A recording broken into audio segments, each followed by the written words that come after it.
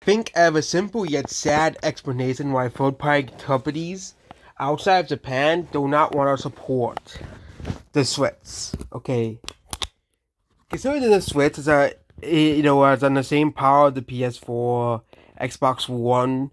Okay, these consoles, were on that power of that generation. Now, as the games like Elden Ring can run on the PS4, no problem. Xbox One, no problem. Okay, why don't third-party developers put games on the Switch? Consider the fact that third-party developers also dumbed down games in the past to put them on the DS, and the DS, was a massively selling console. So with this, on power of the Switch, you would think that you'd be getting Call of Duty, GTA 5 on the Switch, you'd be getting all these massive games on the Switch. And yes, he did get a lot of third-party support at the beginning, but it seems as if third-party support is kind of disappeared. You do get games like Borderlands free, coming to the Switch. You get Hogwarts Legacy coming to the Switch, selling pretty well on the Switch, all things considered, you know. And third-party games tend to sell pretty well. They don't ever release reports for the sales, obviously, but third-party games usually sell pretty well for the Switch. As well, Skyrim sold like 1 million copies for the Switch. Minecraft sold really, really well on the Switch. I bet a lot of people play Fortnite on the Switch. So why are third-party companies so scared to put games on the Switch? I don't really think it's the hardware itself. Okay, game companies would say it is because of the hardware.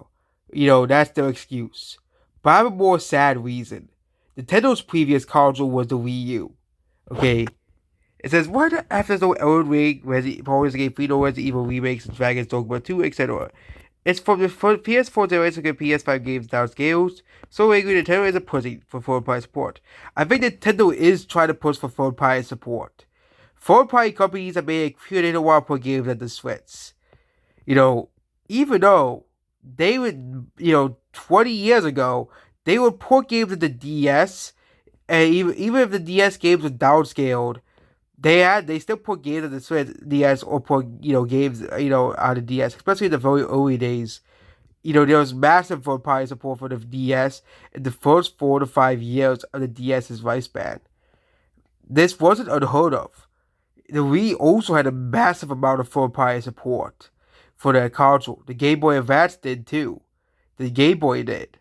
Okay, third-party companies often ported games on the Game Boy Advance to put special ports or special editions on those consoles. Okay, they started to do with the Wii U as well.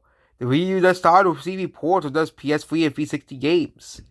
But as time went on, they were saying because of the Wii U's graphical capability. But it's really because people didn't really buy games on the Wii U. The Wii U didn't sell too well. Third-party games didn't sell too well on the Wii U. And because no one bought games on the Wii U and no one bought Wii U's, third-party support for Nintendo dwindled. It died. Okay?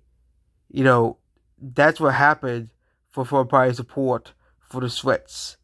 Okay?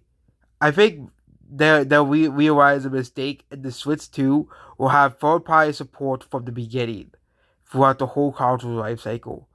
Cool. I think that's most likely.